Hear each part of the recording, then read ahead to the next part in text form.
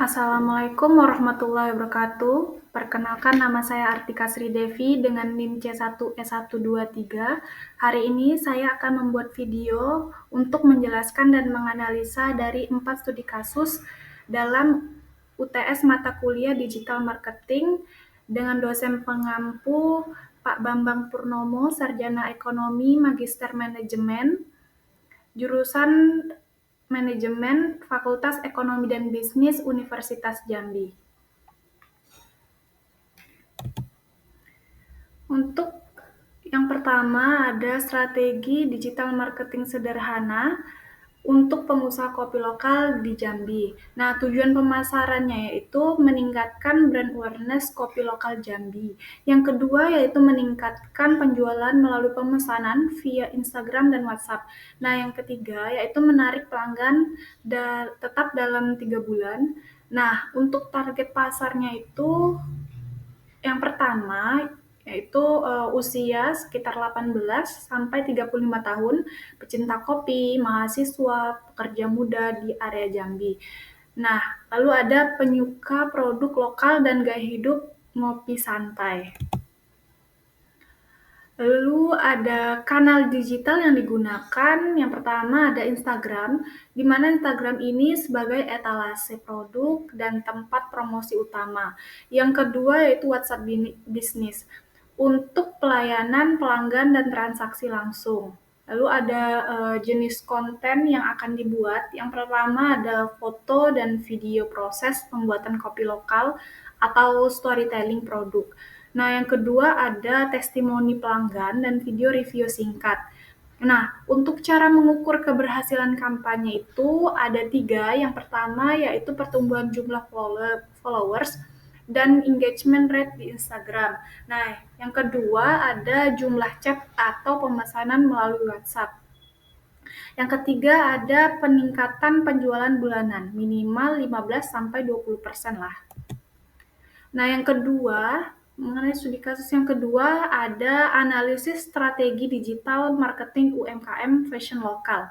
Nah, ada kemungkinan penyebab penurunan penjual, ada banyak faktornya. Yang pertama itu konten monoton, tidak mengikuti tren fashion terkini.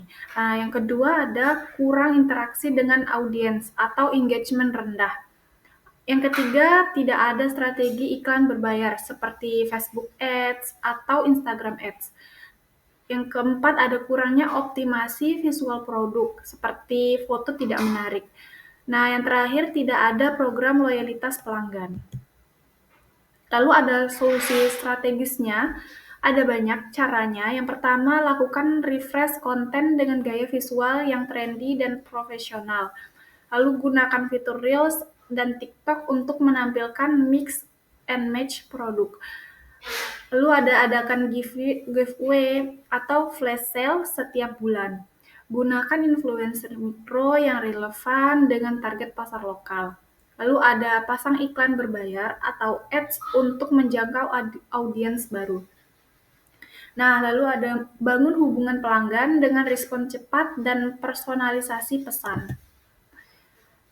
Yang ketiga yaitu evaluasi kampanye influencer marketing brand skincare. Nah, evaluasi yang dilakukan itu ada yang pertama, analisis pemilihan influencer.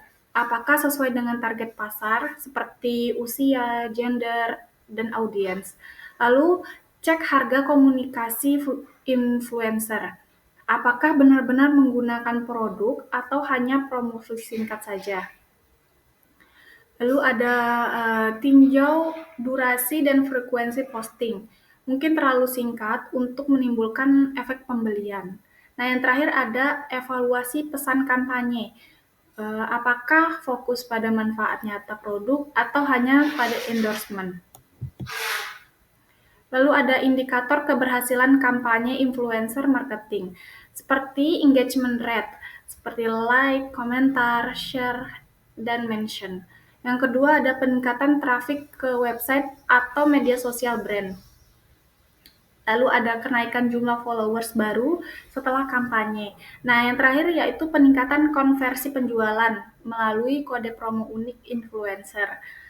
Nah, ada cara mengoptimalkannya seperti pilih micro-influencer, eee, seperti 1.000 sampai 10.000 followers dengan audiens yang royal. Lalu ada gunakan kode promo personal untuk setiap influencer, ada kolaborasi dalam bentuk review jujur dan tutorial penggunaan produk. Nah, yang terakhir yaitu seperti perpanjang kerjasama minimal 3 bulan untuk hasil yang konsisten. Nah, yang terakhir ada studi kasus strategi konten untuk startup edukasi di Instagram dan TikTok, di mana tujuannya yaitu meningkatkan awareness dan engagement pengguna muda terhadap aplikasi edukasi. Nah, untuk strategi kontennya, Instagram itu fokus pada visual informatif dan profesional, di mana jenis kontennya itu carousel, edukatif, kutipan motivasi belajar, behind the scene tim edukasi, dan konten tips singkat. Untuk frekuensinya itu 3 sampai 4 kali per minggu. Nah, storytelling-nya itu perjalanan siswa yang sukses belajar dengan aplikasi kami.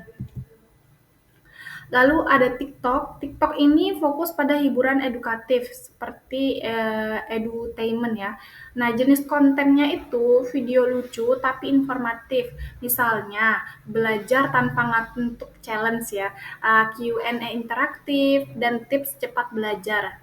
Nah, frekuensinya itu sekitar 1 sampai 2 kali sehari. Nah, storytelling-nya itu gunakan tren audio dan gaya santai agar relatable bagi pelajar.